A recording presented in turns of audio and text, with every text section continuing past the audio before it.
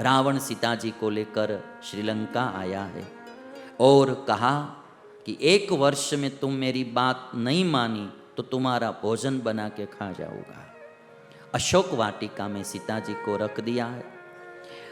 रावण सीता जी पर बल जबरी नहीं कर सकता था। ये सब कथाएं मैं कल परसों सुनाऊंगा।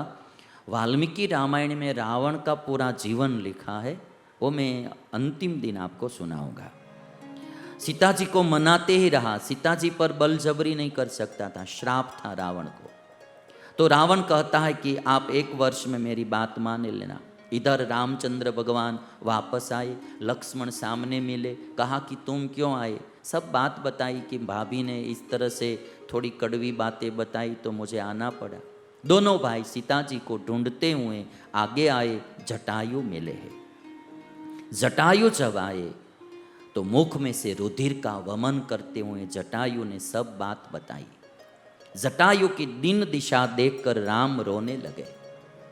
राम ने अति भाव से जटायु के शरीर पर हाथ फेरा है। जटायु कहते हैं कि आपकी पत्नी सीता वापस मिल जाएगी। रावण ऐसे मुहूर्त में सीता जी को हर के ले गया है जिससे चोरी की गई वस्तु वापस मिल जाती है।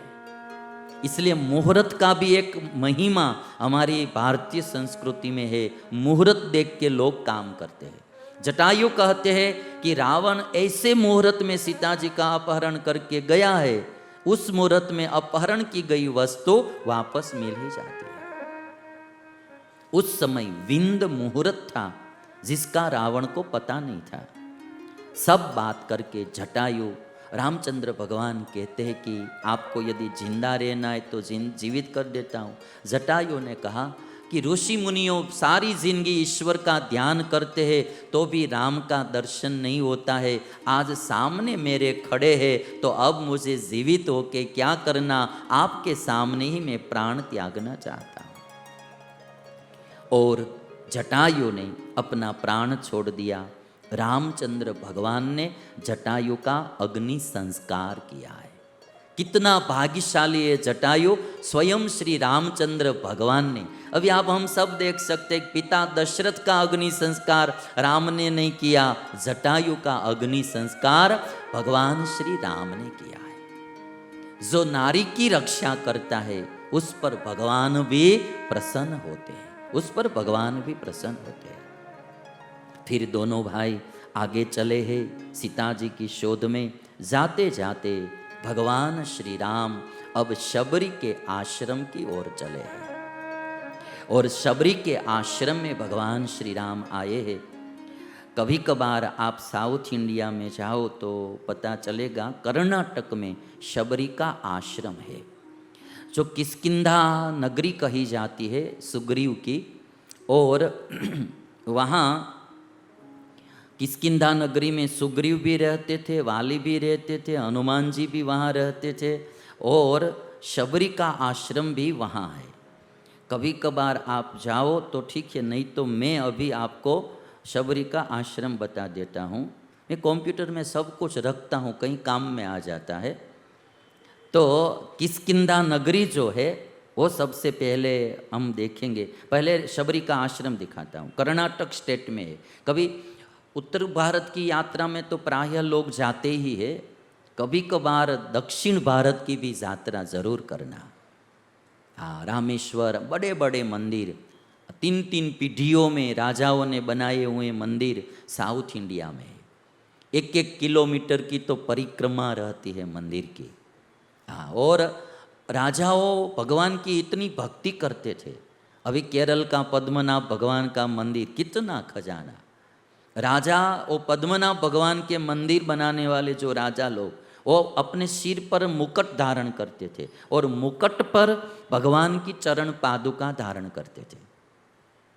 कोई पूछते थे कि आप मुकुट पर चरण पादुका क्यों धारण करते हैं, तो राजा कहते थे कि हम प्रजा के राजा है इसलिए मुकुट धारण करते हैं और भगवान के दास है इसलिए मुकुट पर चरण पादुका धारण करते हैं।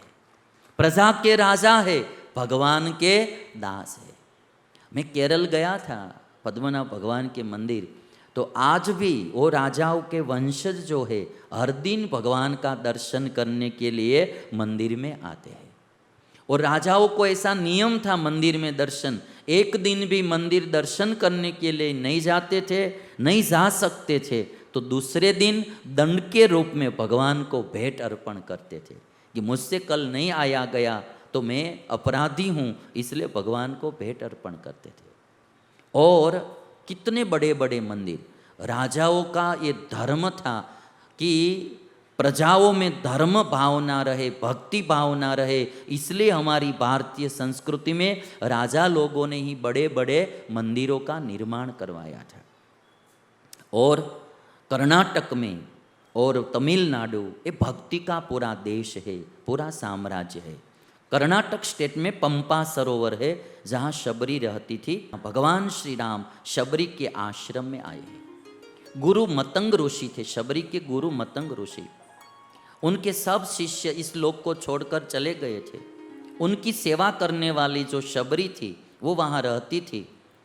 भगवान राम जब चित्रकूट में थे तब मतंग ऋषि ने कहा था शबरी को कि एक दिन तुम्हारे वहाँ तुम्हारी झोपड़ी में भगवान आएंगे।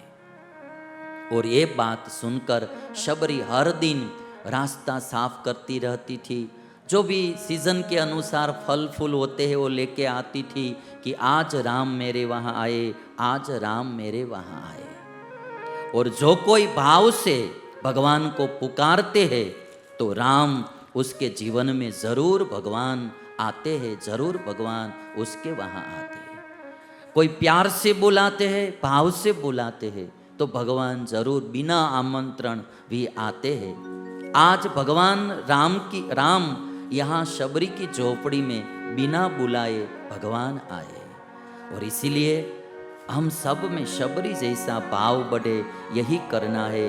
एक बात मैं बताऊंगा कि भक्ति जो है ना, भगवान में प्रीति, वही सबसे बड़ी बात जीवन में मूल्यवान होती है।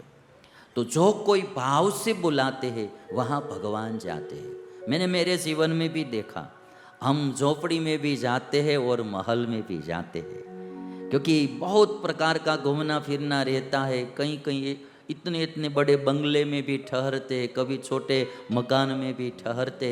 किंतु एक बात मुझे भी लगती है कि जहाँ भाव मिलता है ना, वहाँ रहने में आनंद मिलता है। बंगला चाहे कितना भी बड़ा हो, फैसिलिटी चाहे कितनी भी हो, जहाँ भाव होता है वहीं आनंद होता है। भाव तत्व सबसे बड़ा महत्व का तत्व होता है। और इसीलिए भगवान भी भाव के वशीभूत हो जाते हैं। भगवान कृष्ण ने दुर्योधन के मेवा नहीं खाया और माखन चोरी कर कर के खाते थे। गोपियों का माखन चोरी कर कर के खाते थे।